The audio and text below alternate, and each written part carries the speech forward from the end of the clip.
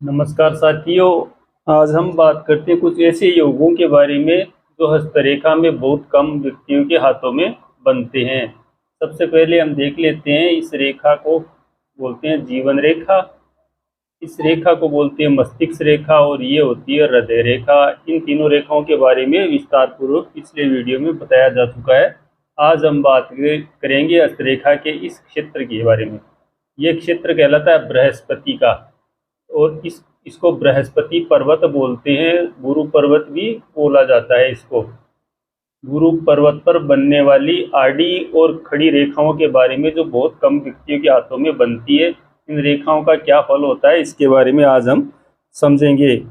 यदि किसी व्यक्ति के तर्जनी अंगुली, इस अंगुली को तर्जनी अंगुली बोलते हैं, इस अंगुली के नीचे एक खड़ी रेखा हो इस प्रकार से, बहुत से हाथों में तो नहीं, बहुत कम हाथों में ऐसी रेखाएं बनती है।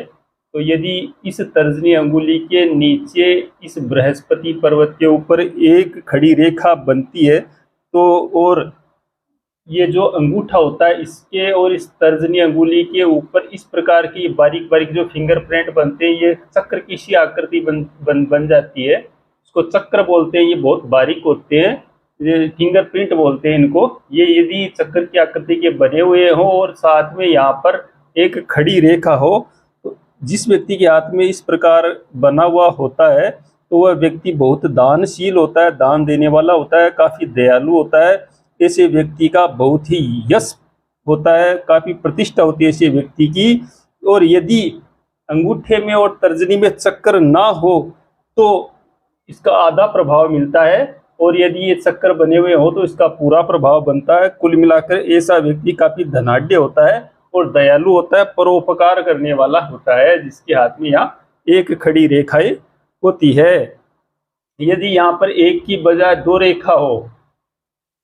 रेखा होती है तो इसके प्रभाव को बांट देता है, यानी इच्छा शक्ति दो भागों में बट जाती है ऐसे व्यक्ति की। और ये जो प्रभाव मैंने पहले बताया एक खड़ी रेखा का, वो दो भागों में बढ़ जाता है, यानी उसका 50% फल ही मिल पाता है। यदि इस गुरु क्षेत्र के ऊपर बहुत सी खड़ी रेखाएं हो, कई व्यक्तियों के हाथों में इस प्रकार खूब सारी खड़ी रेखाएं यहाँ पर बन जाती है, ये स्थिति ठीक नहीं कही गई है। चाहे ये खड़ी रेखा बनो यहाँ पर, चाहे यहाँ पर खूब सारी आड़ी रेखा बनो, दोनों की फल एक ही होते हैं। यहाँ पर ज्यादा रेखा बनना ठीक नहीं होता है। जिस व्यक्ति के हाथ में यहाँ पर ज्यादा रेखाएं बन जाती है, खड़ी हो चाहे आड़ी हो, तो वो व्यक्ति दुराचारी होता है और अच्छी नहीं कही गई है। उस व्यक्ति में काफी गुस्सा भरा हुआ रहता है और वो ठीक नहीं कहा गया है जिस व्यक्ति के हाथ में यहाँ खूब सारी रेखाएं बन जाती है। और यदि किसी व्यक्ति के हाथ में यहाँ इस अनामिका अंगुली और मध्यम अंगुली के बीच में यदि ये रेखा एक रेखा बन जाए, इस पर्वत से हटकर इन दोनों के बीच में यदि एक रेखा बनती है, तो ऐसे व्यक्ति को, जिसके हाथ में इस प्रकार रेखा बनती है, उसको पेट से संबंधित या फिर आंतों से संबंधित बीमारी होने का बहुत बड़ा खतरा रहता है, जिसके यहाँ इन दोनों अंगुलियों के बीच में एक खड़ी रेखा बन जाती है। अब बात करते हैं साथियों, इसके मूल से टच करके दो रेखा खड़ी रेखाएं बन जाए और कोई भी रेखा इस रेखाओं को काटे, यदि ये टच ना हो तो भी कोई बात नहीं, कहीं पर भी इस पर्वत पर यदि दो खड़ी रेखाएं बने और कोई आड़ी रेखा इस रेखा को काट देती है, तो ऐसे व्यक्ति बहुत ही आध्यात्मिकता वाले होते हैं, काफी ख्याति प्राप्त करने वाले होते हैं, काफी मान सम्मान वाले होते हैं, धनी होते हैं और काफी विनम्र होते हैं। यदि दो खड़ी रेखाएं बने और एक आड़ी रेखा इन रेखाओं को काट दे, तो ये स्थिति बहुत ही अच्छी कही गई है इस गुरु पर्वत के ऊपर बनना। यदि इस तर्जनी अंगुली के मूल में तीन रेखाएं बन जाए तो क्या फल होता है? यदि तीन रेखाएं यहाँ बनती है तो व्यक्ति शास्त्र का ज्ञाता होता है, तत्वदर्शी होता है और काफी विद्वान होता है। यानी यहाँ पर तीन रेखा बनी हुई व्यक्ति को विद्वता प्रदान करने वाली होती है।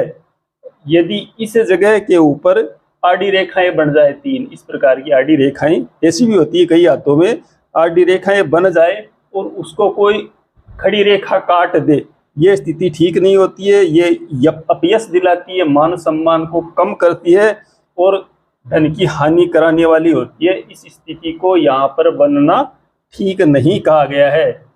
कई हाथों में व्यक्ति के इस प्रकार से लहरदार रेखा बन जाती है यहाँ पर, लहरी हुई सी रेखा एक बनती है या फिर दो रेखा बन जाती है। यहाँ पर कई हाथों में होती है ऐसी, तो ये भी दुर्भाग्य की सूचक है। ऐसे व्यक्ति का भाग्य बिल्कुल भी साथ नहीं देता है और बार बार ऐसा व्यक्ति मान सम्मान को खराब करता है और आर्थिक हानि का सामना करता है, जिसके यहाँ पर लहरदार रेखाएं बनती है। साथियों, यदि यहाँ पर दो टेढ़ी रेखाएं बने और ये शनि क्षेत्र तक चली जाए, कई हाथों में ये लंबी रेखाएं बन जाती है, यहाँ से स्टार्ट होके ये शनि पर्वत तक चली जाती है, तो ये धन में सफल करती है, व्यक्ति को काफी धनी बनाती है। साथियों, ये मैंने आपको शनि पर्वत पर बनने वाली कुछ आडी और खड़ी रेखाओं के बारे में बताया है। अगले वीडियो में हम दूसरे पर्वत पर खड़ी और आडी रेखाओं के बारे में चर्चा करेंगे। आशा आपको समझ में आया होगा। नमस्कार।